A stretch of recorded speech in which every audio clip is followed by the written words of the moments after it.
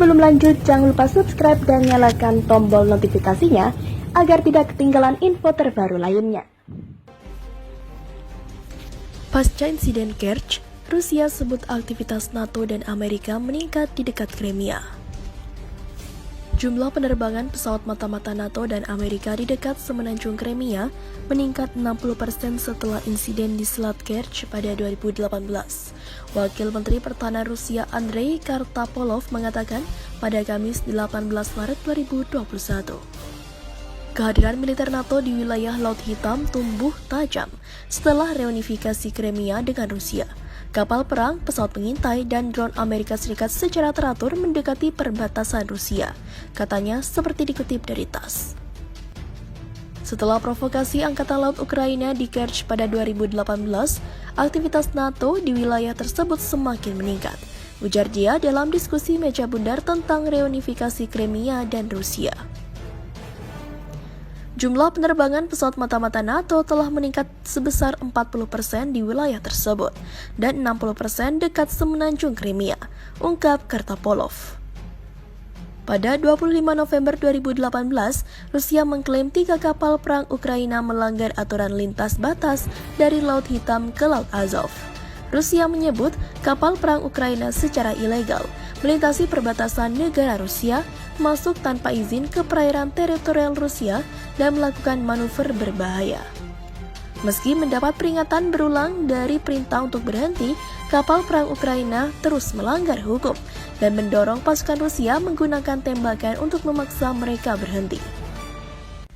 Akibatnya, ketiga kapal perang dan 24 pelaut Ukraina ditahan. Kasus pidana dibuka atas pelanggaran perbatasan negara Rusia.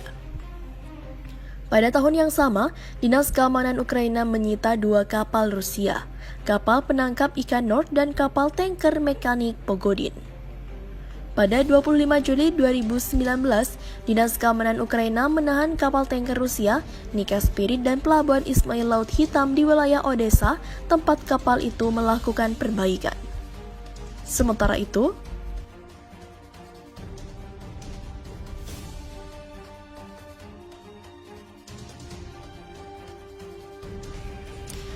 Amerika bongkar boroknya Cina di Laut Cina Selatan. Tak disangka negara panda lakukan ini. Ada apa? Tidak ingin melihat santai menginjakan kakinya di Laut Cina Selatan, Amerika Serikat lalu melakukan provokasi agar pecah perang di Laut Sengketa itu. Militer Amerika Serikat diketahui sudah mengerahkan tekanan maksimum di Laut Cina Selatan selama 2020 berkat pengerahan Angkatan Laut dan Angkatan Udara yang belum terjadi sebelumnya. Hal itu disampaikan oleh lembaga pemikir Cina dalam laporannya yang dikutip dari tribunjambi.com dilansir dari Newsweek pada Rabu 17 Maret. Prakarsa Pelacakan Situasi Strategis Laut Cina Selatan mengatakan pada Jumat bahwa platform senjata strategis termasuk kelompok penyerang kapal induk dan kelompok siap amfibi hadir di perairan itu yang diperebutkan lebih sering daripada sebelumnya. Intensitas dalam hal skala, jumlah, dan durasi aktivitas militer Amerika di wilayah tersebut pada tahun 2020 jarang terlihat dalam beberapa tahun terakhir. Seperti isi laporan setebal 38 halaman yang dirilis dalam bahasa Cina dan Inggris itu. Lembaga pemikir yang berada di Beijing telah melacak aktivitas militer di Laut Cina Selatan dengan fokus pada pasukan Amerika. Ini adalah tahun ketiga mereka dalam menerbitkan makalah yang merinci kehadiran Amerika di wilayah tersebut menggunakan informasi yang tersedia untuk umum. Direktur Hubo juga mengepalai Pusat Studi Strategi Maritim telah menuliskan sebuah artikel jurnal bulan ini di mana dia mengatakan kemunculan militer Amerika terus-menerus sejak tahun 2021 adalah tanda pemerintah Joe Biden. Kelompok penyerang dari Angkatan Laut Amerika dan Angkatan Udara Amerika, pembom strategi, dan kapal selam serang nuklir semuanya sering terlihat di Laut Cina Selatan, menimbulkan pencegahan yang belum pernah terjadi sebelumnya terhadap China, menurut SCMP. China pun sampai mengklaim hampir semua Laut Cina Selatan melalui deklarasi teritorial yang luas. Penggugat lainnya yakni termasuk Vietnam, Filipina, Malaysia, Indonesia, Taiwan, dan Brunei.